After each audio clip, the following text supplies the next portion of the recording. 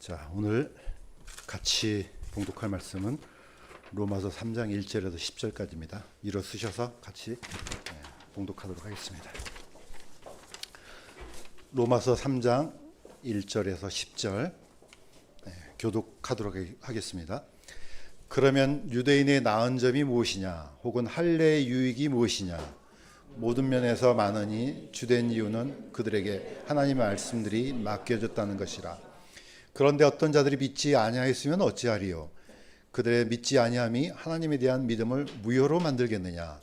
결코 그럴 수 없느니라. 참으로 하나님은 진실하시되 사람은 다 거짓말쟁이라 할 것이다.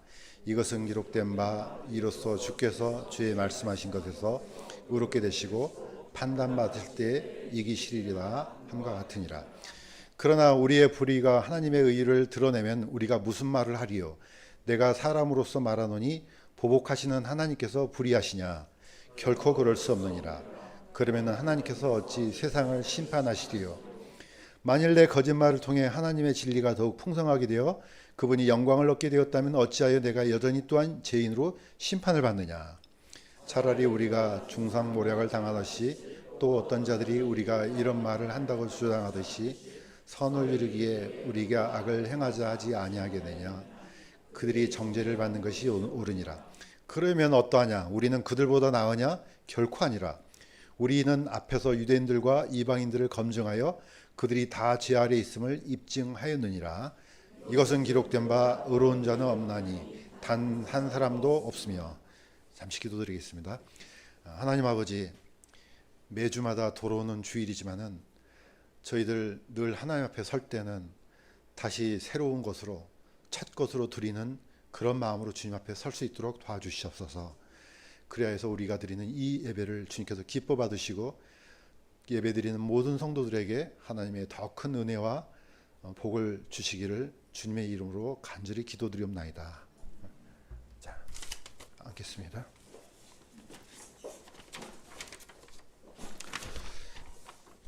아주 오래전에 들었던 얘기인데 여러 얘기로 각색이 되고 이제 흩어졌던 얘기가 하나 기억이 났습니다. 대학교 다녔던 학생들이 모여서 이제 우연히 만났는데 국문학과 학생, 뭐 수학과, 지리, 뭐 의대, 뭐 이런 식으로 모였나 봐요.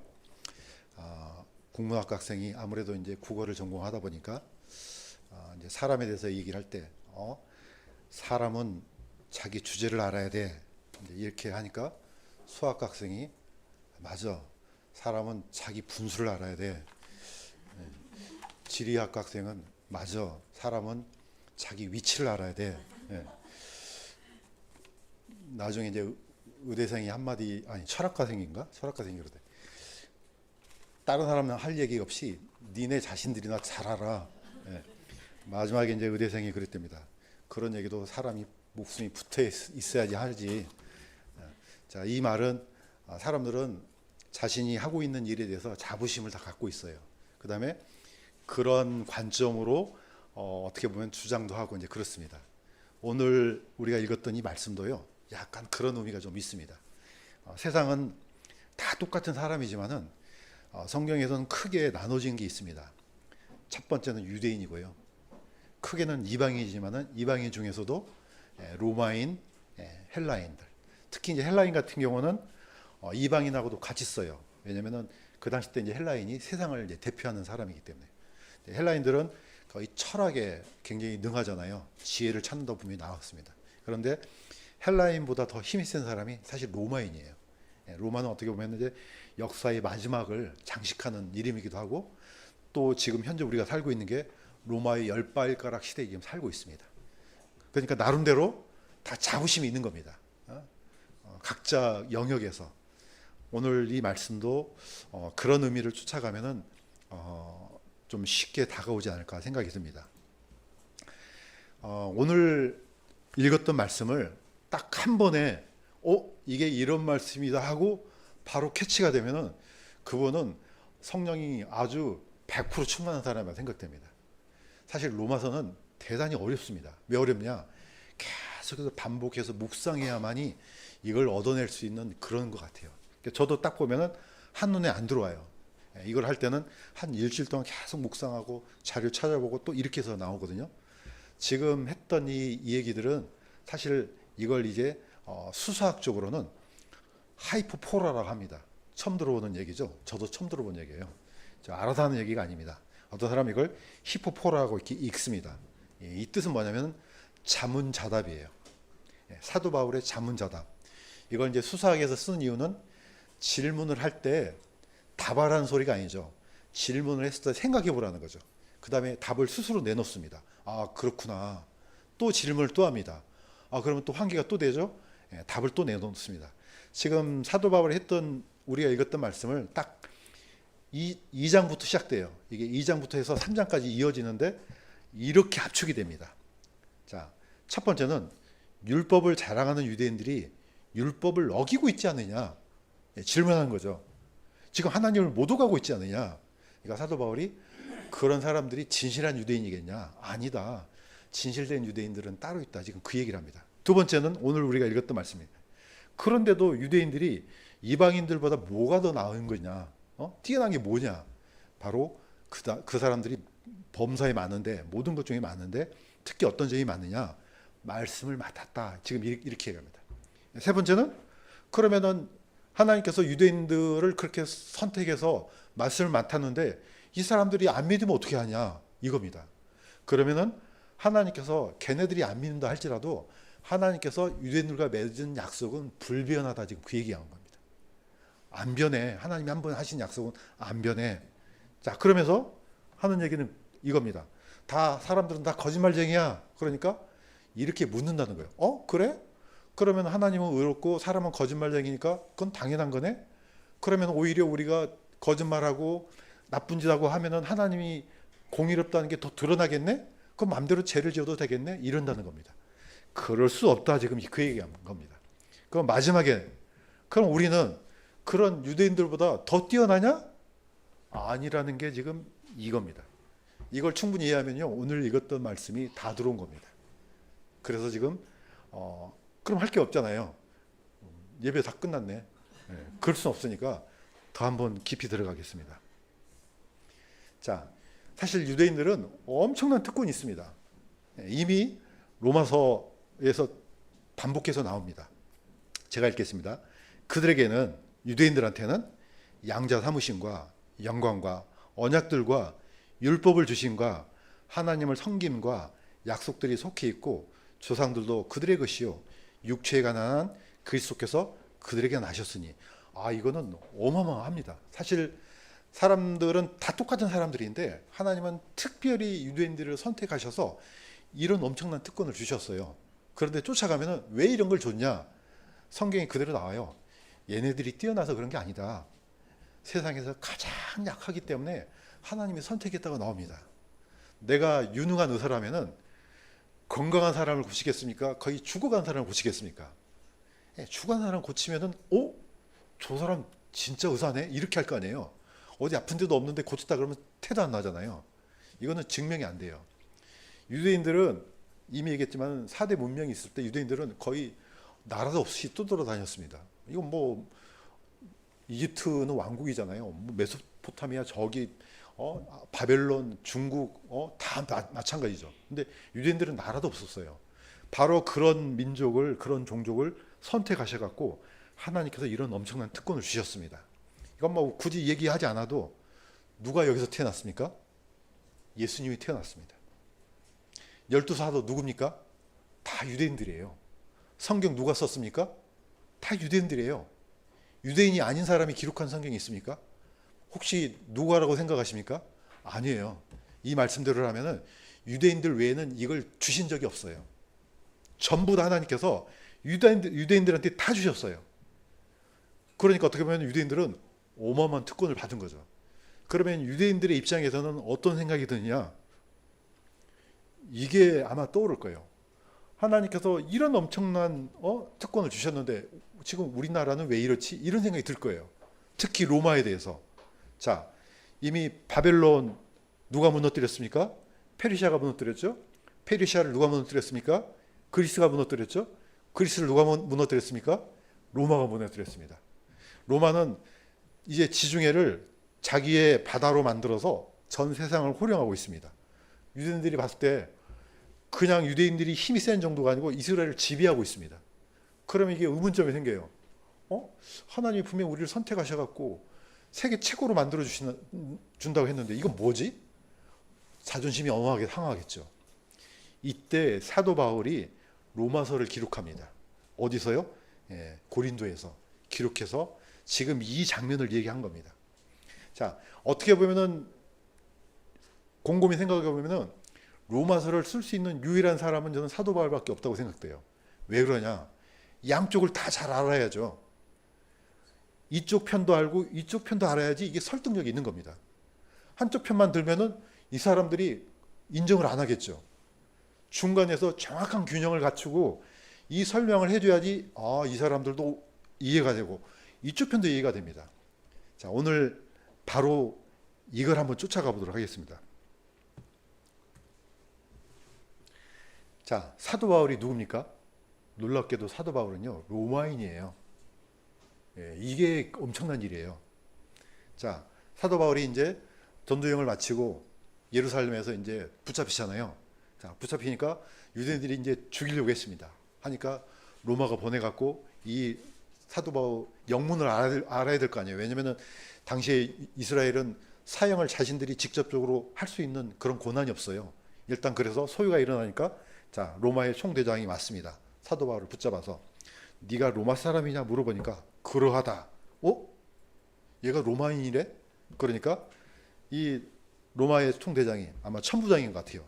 나는 많은 돈을 들여 이 자유를 얻어내라.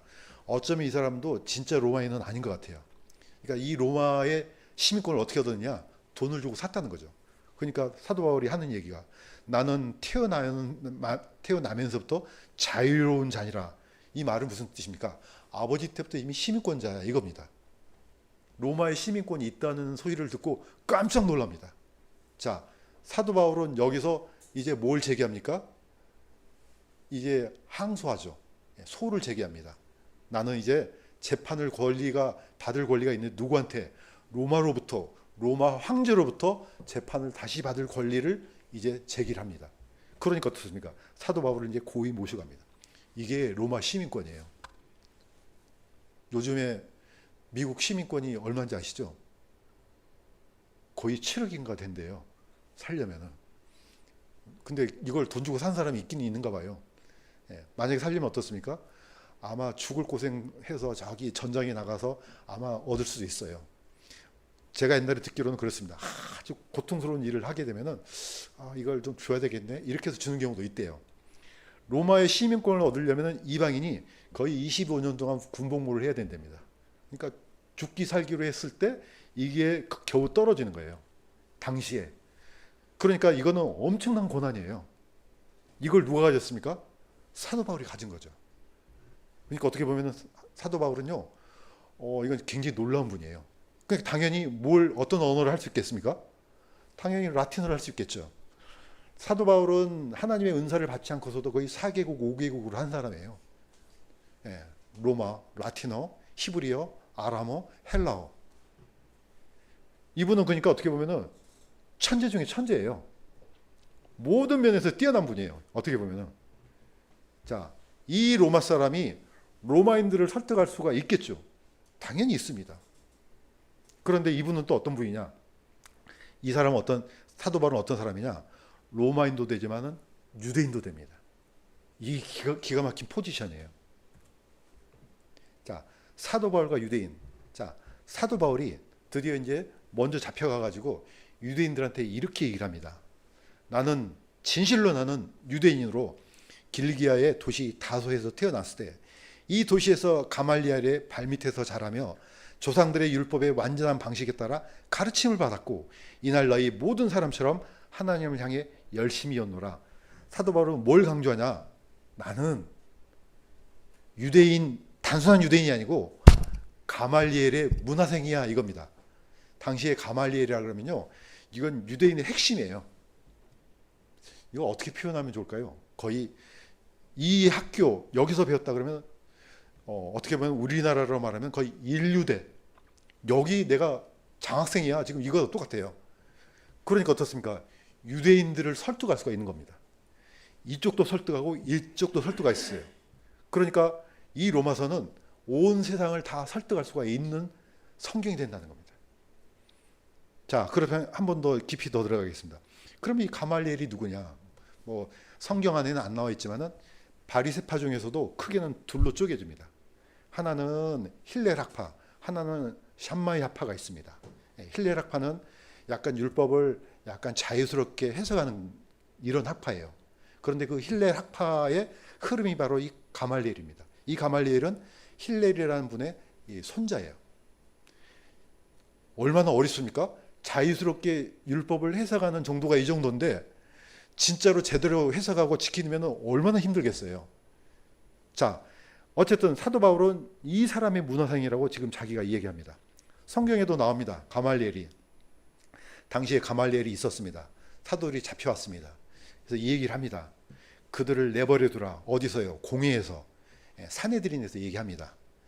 그것이 하나님에게서 났으면 너희가 그것을 무너뜨리지 못하겠고 너희가 도리어 너희가 하나님과 싸우는 자로 드러날까 염려하노라. 사실 이 가말리엘은 굉장히 지혜로운 사람이에요. 이 소유가 날 것을 이렇게 막아버린 사람이에요.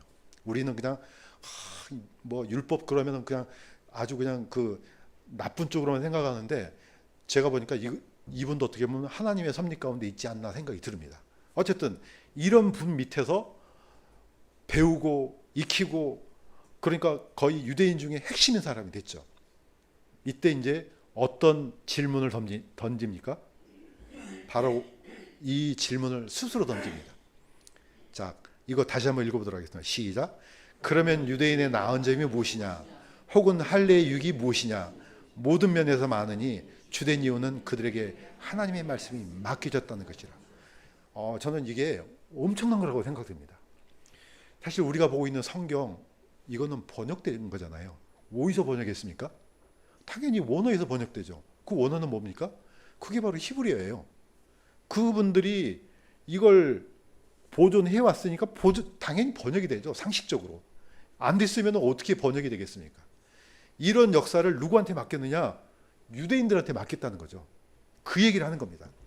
유대인들이 왜 뛰어나냐? 뭐 다른 것도 많지만은 특별히 이거다. 예. 이 말씀을 누구한테 맡겼느냐? 유대인들한테 맡겼다. 이거는요 어마어마한 역할이에요.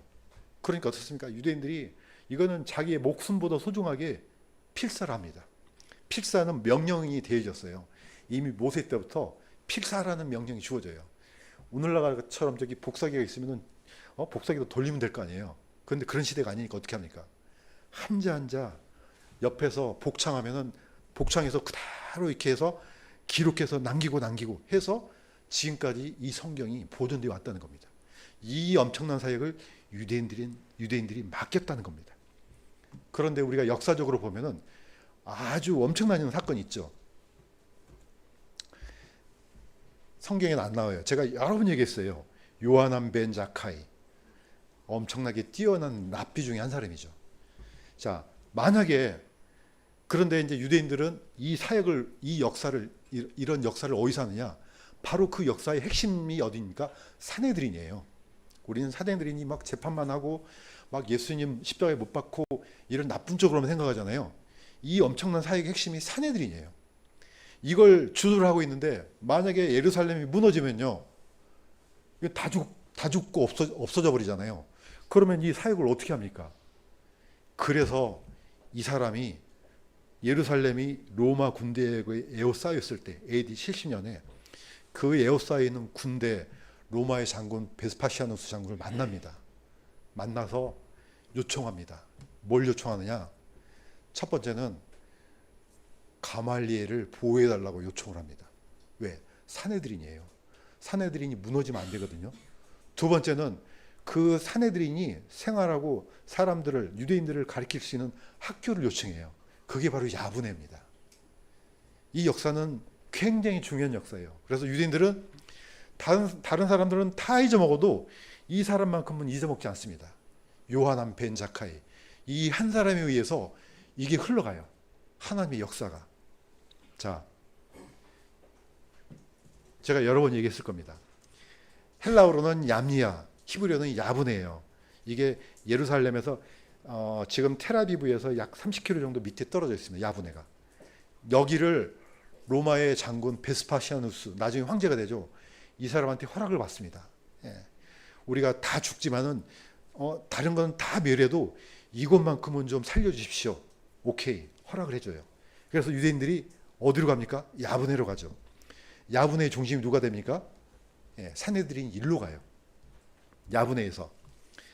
자, 여기서 올라가고 해갖고 결국은 갈릴리 티베리아까지 갑니다. 예, 티베리아에서 마지막 산헤드린이 열려요.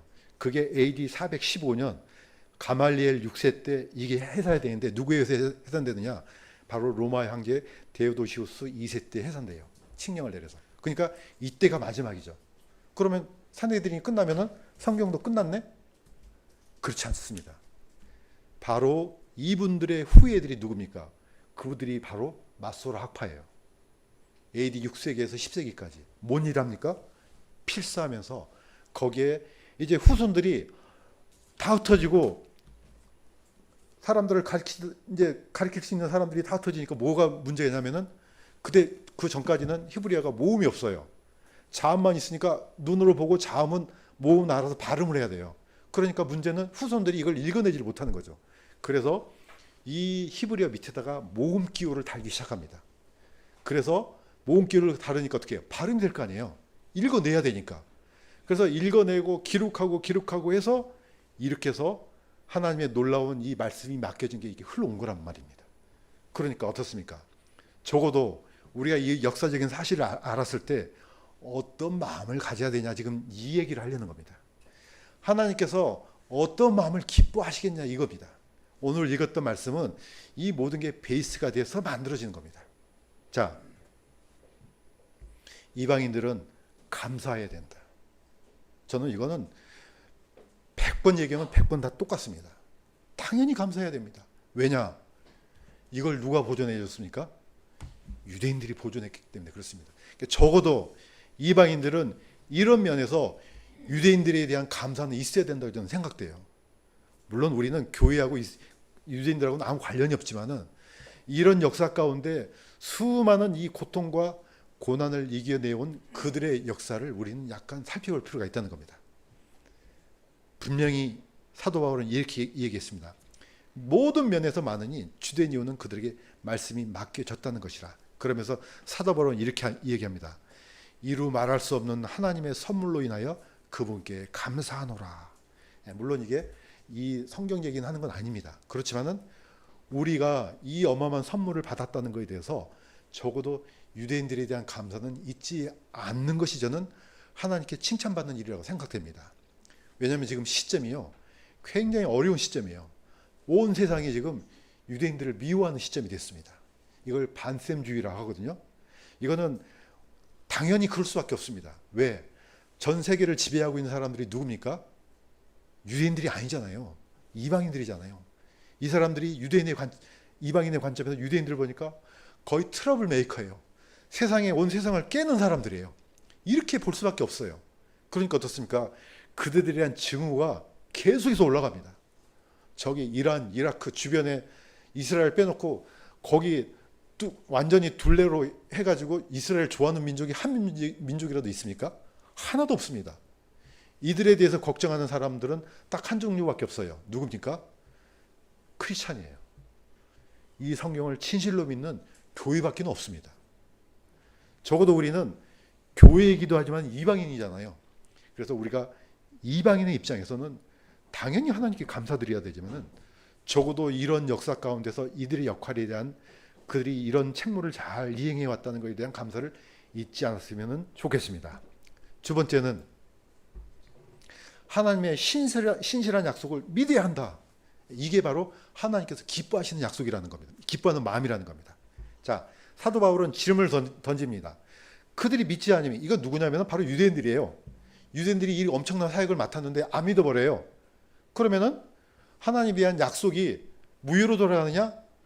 그러면은 하나님께 주시고자 했던 그 약속 다 없어지냐? 아니라는 겁니다. 그럴 수 없다. 왜냐? 하나님은 진실하시되 사람은 다 거짓말쟁이다 이겁니다. 하나님께서 한번 맺으신 약속은 안 변해 이겁니다. 사실 어떻게 보면 이 약속 때문에 우리의 구원이 안전한 겁니다. 왜? 한번 하나님께서 내가 너를 선택해서 내가 너를 구원해서 하면은 이건 물론 이걸 활용하거나 나쁘게 악용하면 안 되지만은 우리의 구원은 하나님의 약속 가운데 있기 때문에 완전한 겁니다. 그래서 하나님은 어떤 사람을 기뻐하는지 히브리서에 나와 있습니다. 이거 한번 같이 한번 읽어보도록 하겠습니다. 시작. 믿음이 없이는 하나님을 기쁘게 못하나니 그분께 가는 자는 반드시 그분께서 계시는 곳과 또 그분께서 부지런히 자신을 찾는 자들에게 보상해 주시는 이심을 믿어야 하느니라. 예, 하나님을 믿어야 됩니다. 오늘 모세오경 3번째 시간 가졌잖아요. 하나님이 세상을 며칠 만에 창조했다고 나왔습니까? 6일 만에 창조했다고 나왔지 않습니까? 분명히 하나님은 하루 만에도 창조하실 수 있어요. 우리는 어떤 입장이 돼야 되냐? 하나님 말씀을 믿어야 된다 이겁니다. 사람의 논리로 쫓아가면 한두 끝도 없어요. 성경에 있는 대로 하나님의 능력을 믿고 기다리면 더 큰 복이 임할 줄로 믿습니다. 자, 이런 마음을 하나님이 기뻐하신다는 겁니다. 자, 세 번째는 하나님의 공의를 오해하지 말라는 겁니다. 자, 하나님은 공의롭고 우리는 죄인이고, 그러니까 죄인이 뭐 죄 짓는 거 당연하지. 이렇게 하나님을 악용하지 말라는 겁니다. 사도 바울은 지금 그 얘기를 하는 겁니다. 만일 내 거짓말을 통해 하나님의 진리가 더욱 풍성하게 되어 그분이 영광을 얻게 되었으면 어찌 내가 여전히 또한 죄인으로 심판받느냐? 왜 하나님이 세상을 심판하겠냐 이겁니다. 아니 그게 당연한 건데 왜 심판해요?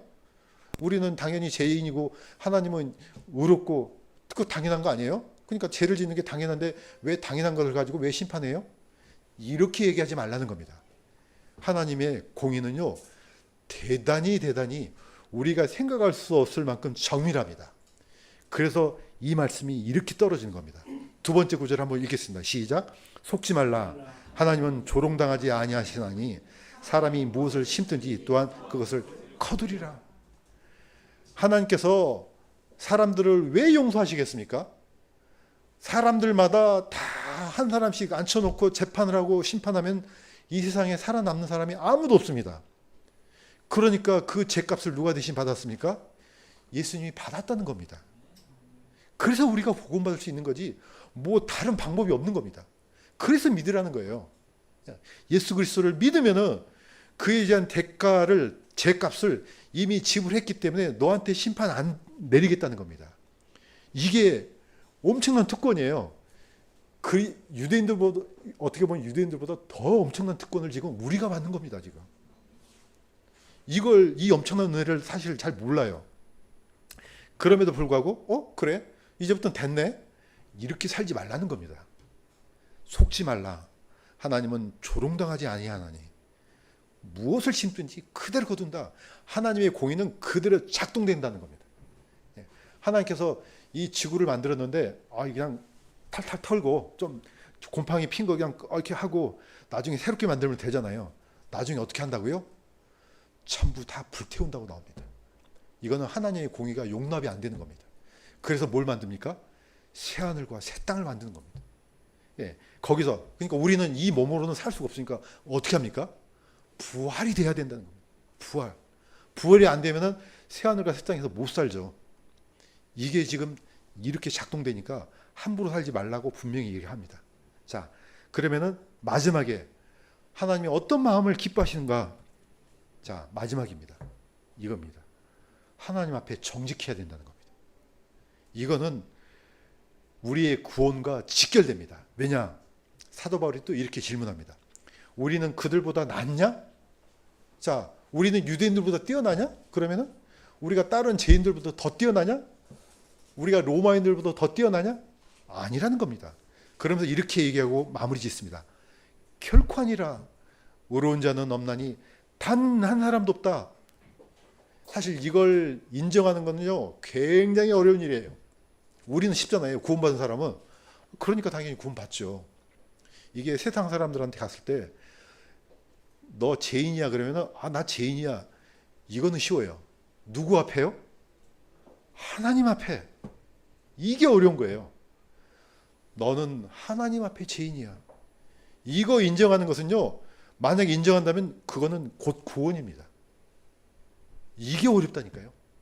왜? 그분 앞에 인정하려면 하나님의 주권을 인정해야 될 거 아니에요. 하나님 주권을 인정해야지 이거 인정이 되죠. 여기서부터 걸리는 겁니다. 수많은 과학자들, 물리학자들, 진화론자들 전부 다 모아놓고 이거 얘기하면은 단 한 사람도 인정하지 않습니다. 왜냐? 그걸 인정하는 순간 하나님께서 창조주라는 거 인정해야 됩니다. 그 다음에 하나님의 심판 인정해야 됩니다. 그 다음에 자기 걱정해야 됩니다. 이 과정이 안 이루어지니까 그렇습니다. 그래서 예레미야는 이렇게 얘기했습니다. 이거 마지막에 같이 한번 읽어보도록 하겠습니다. 시작. 마음은 모든 것보다 거짓되고 극도로 사악하니 누가 그것을 알쓰리요. 나 주는 마음을 살피며 속 중심을 시험하여 각 사람들의 길과 그 사람의 행위들의 열매대로 그 사람들에게 주느니라. 자, 우리는 우리의 마음을 심지어 내 자신의 마음도 잘 몰라요. 그러면은 옆에 사람들의 마음이 보입니까? 안 보이죠, 당연히. 옆에 사람이 뭐 하는지 어떻게 합니까? 제 친구 중에 한 사람이 경찰인 사람이 하나 있어요. 수사를 하는데 어느 정도냐면은 바로 현장에서 사고를 치다가 잡았어요. 잡아가지고 데려와가지고 조서를 꾸미는데 내가 언제 그랬어요? 이렇게 하는데요. 너 잡혔잖아. 그래도 안 그랬어요. 야, 그래도 그럴 수도 있나? 그렇다는 거예요. 이게 사람이라니까요. 자기가 했던 거 알아요. 그런데 먼저 어떻게 합니까? 나 안 그랬어. 내가 봤다니까 그래도 나 안 그랬어. 하물며 보이지 않는 하나님 앞에 내가 죄인이라는 거 인정하는 게 이게 쉬운 겁니까? 아니라는 겁니다. 그래서 하나님께서 정말로 기뻐하시는 것은 뭡니까? 사람들이 물론 당연히 죄를 지으면 안 되겠지만은 정말로 기뻐하시는 것은 자신을 인정하는 이 마음, 이거는 하나님께서 기뻐 받으신다는 겁니다. 그 위대한, 제가 계속해서 반복하잖아요. 왜 다윗이 위대하냐? 나단이 가서 다윗의 죄를 정죄했을 때 한 방에 쓸어버리죠. 이 나단이 뭐 힘이 있습니까? 뭐가 있습니까? 그렇지만은 다윗 왕은요, 나단이 책망한 책망을 듣고 무릎을 꿇었습니다. 누구 앞에요? 하나님 앞에. 이게 위대한 왕이라는 겁니다. 그냥 물맷돌 던져갖고 그냥 다윗 쓰러뜨리고 이거 위대한 거 아니에요. 이거는 나도 해요. 다 할 수 있어요. 진짜 위대한 것은 하나님께서 마음에 빛을 비쳤을 때 내가 죄인으로서이다. 이게 힘든다는 거라니까요. 그래서 이거는 제가 볼 때는 하나님께서 가장 기뻐하는 마음이고 하나님께서 무한한 은혜를 부어주시는 마음이라고 믿습니다. 오늘 우리가 이 로마서를 읽을 때 한 사람도 없다. 그 앞에 진실로 인정하는 그런 마음이 되기를 주님의 이름으로 간구드립니다. 기도하겠습니다. 하나님 아버지, 우리는 우리의 영역에서 우리가 배운